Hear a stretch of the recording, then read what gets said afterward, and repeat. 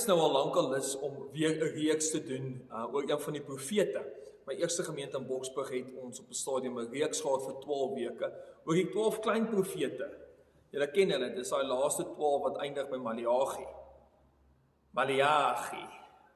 Ons het die reeks genoem die 12 mal manne van die Ou Testament. En op daai stadium as 'n jong teoloog was ek nog besig om my eie teologiese denke te vorm, ook profeet wees, profesie, en die feit dat ek gesien was as 'n profeet in my gemeenskap.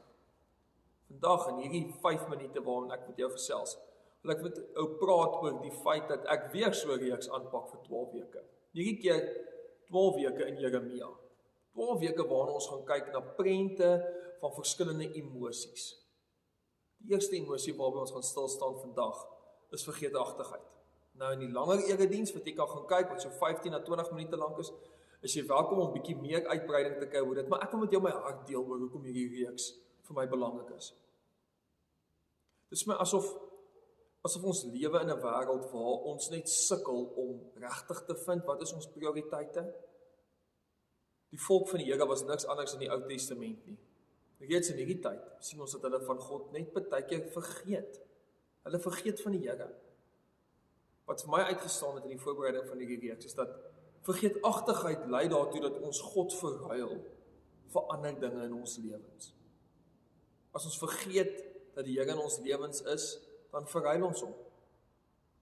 Ons verruil hom van materialisme. Maar dan wil ek een stapie terug gee en ek wil vir jou vra, hoe vergeet jy van iets? Nou daar's een van twee redes. Of dit is net glad nie meer belangrik vir jou nie. Of dit is gewoon net deel van 'n klomp ander dinge en die chaos in jou lewe is net so baie dat dit net maklik is om te vergeet waar dit is binne in die chaos. Ons kinders se speelkamer is baie keer so. Hulle vergeet baie keer waar hulle speelgoed is, nie omdat hulle nie omgee vir hulle speelgoed nie, dis net daar's so baie speelgoed. Baie keer vergeet ons van God, net omdat daar so baie ander prioriteite in ons lewens is en daarom het ek hierdie reeks besluit om te doen. Ander kere vergeet ons net gewoon omdat dit nie meer vir ons belangrik is nie. En kom ons wees eerlik met mekaar, julle, dit het al met ons almal gebeur. Waar jy vergeet het waar jy iets gesit het en jy het vergeet omdat jy 2-3 jaar laas gekyk het vir dit. En dan weet jy nie meer waar dit is nie. Vergeetachtigheid.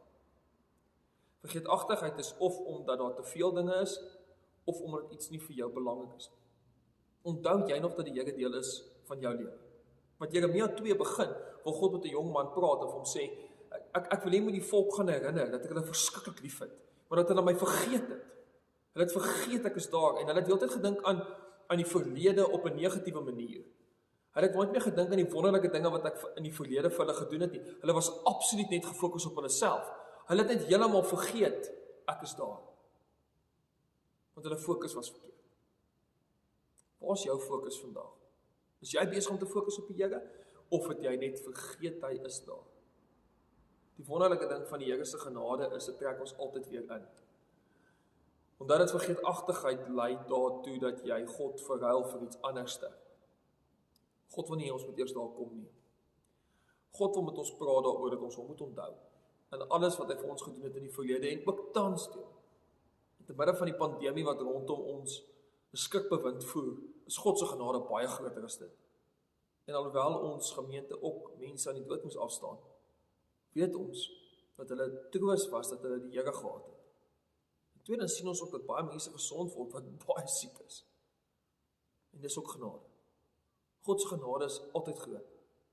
Onthou die Here in die goeie tye en die moeilike tye. En dit kom basies neer op dieselfde in jou verhouding met 'n persoon. As ek en Chanel dink aan ons eie lewe, dan besef ons die kere wat ons die Here die meeste moes onthou het, was die moeilikste tye. En dat mense dan later terugkyk en sê, ek kan nie glo die Here het ons deur dit gedra nie. Net genade. Net genade. So moenie van die Here vergeet nie.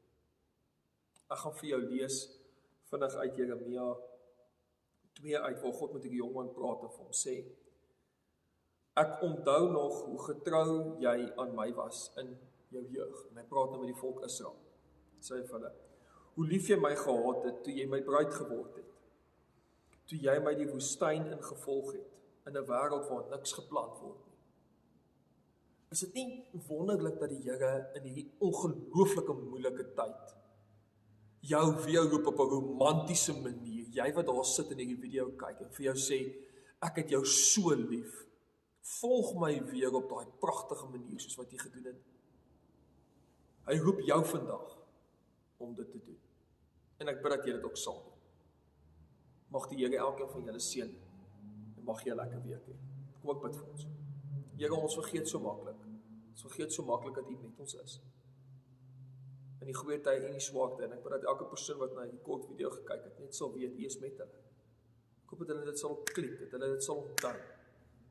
Maak nie saak wat gebeur nie, hulle sal weet U is met hulle. Here, en help dat ons nie 'n leefstyl sal hê van vergeetachtigheid, omdat ons lewe of te chaoties is, of omdat ietsie vir ons belangrik is, maar dat ons sal sien, ons verhouding moet eers belangrik, en dit moet uitstaan bo die chaos wat partykeer in ons lewens is. Ons bid dit in Jesus naam. Amen.